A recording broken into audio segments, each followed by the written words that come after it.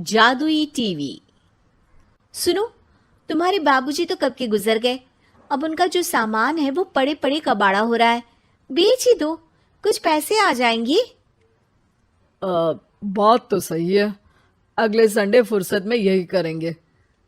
अगले संडे रोहित सारा सामान कबाड़ी को घर बुला के दे देता है।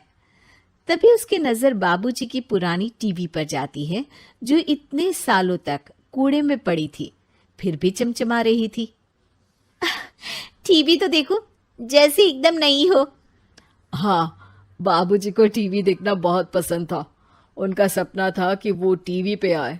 एक बार मौका भी था जब वो अपने गांव के गाने सुनाने किसी चैनल पर जाने वाले थे, पर मैं और मेरा भाई लड़ पड़े और बाबूजी को घर पर ही रुकना पड़ा।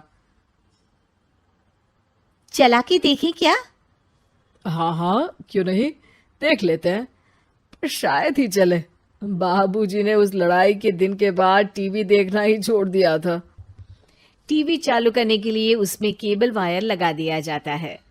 एक न्यूज चैनल चालू हो जाती है। स्वर्ग की सीढ़ी के रास्ते हैं तीन, तीनों के तीन रास्ते हैं संगीन।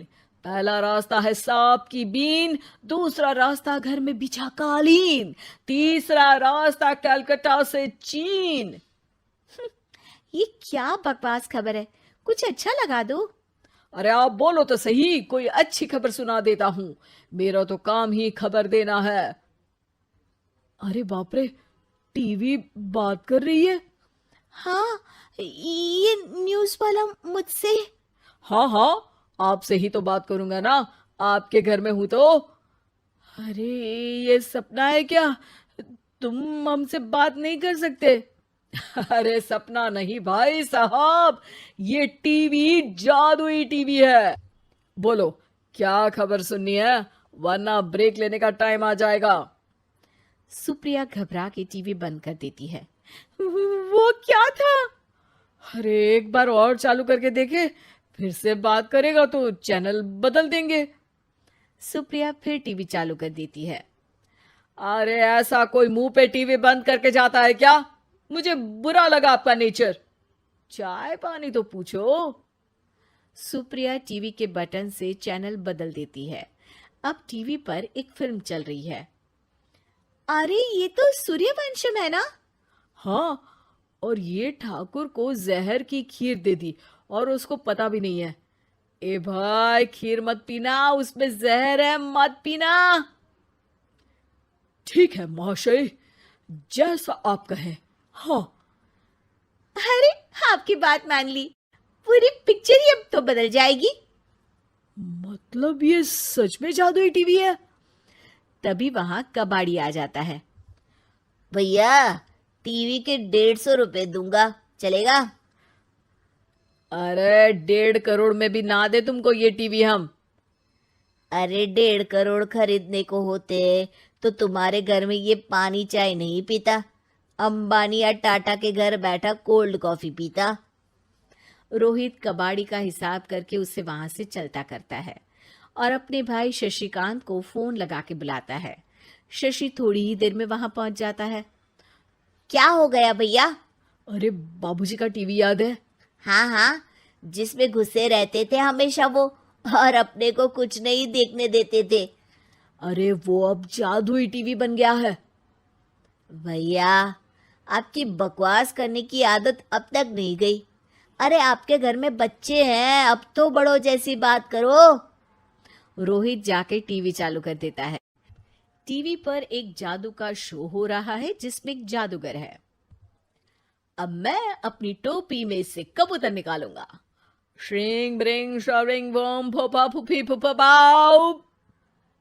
टीवी से कबूतर निकलता है और शशिकांत के सर पर आकर बैठ जाता है। भैया, ये क्या हो रहा है?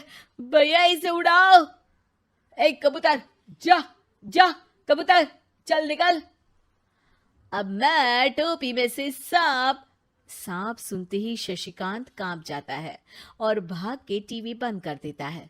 भैया, सॉरी भैया, मैं समझ गया ये सच में जादुई टीवी है, पर एक बार और ट्राई करते हैं। पर भाभी, कोई दूसरा चैनल लगाओ। हाँ, जिसमें डर ना लगे। सुप्रिया टीवी चला देती है और न्यूज लगा देती है।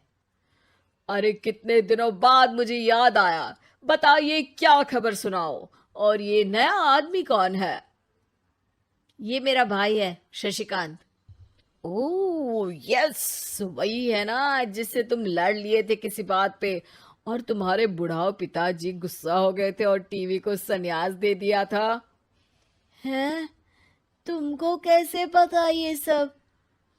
इस टीवी में रहने वाले आदमी से लेकर कबूतर तक को तुम्हारे बाबूजी और तुम्हारी बातें पता है, इसलिए तो ये जादुई टीवी है।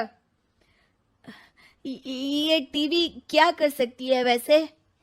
तुम जो मांगो दे सकती है। कहानी बदल सकते हो, खबर बदल सकते हो, कोई चीज मांग सकते हो।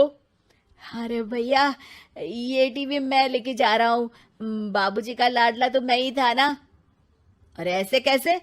मैं बड़ा बेटा था, अब तक मेरे घर में टीवी थी ना। अब तक कहाँ गए थे पिताजी के लाडले?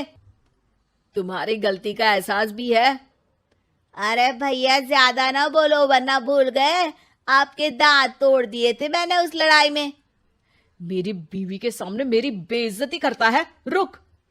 दोनों भाई हाथापाई पे उतर जाते हैं। रुक, बताता हूं तुझे कि कौन बड़ा है।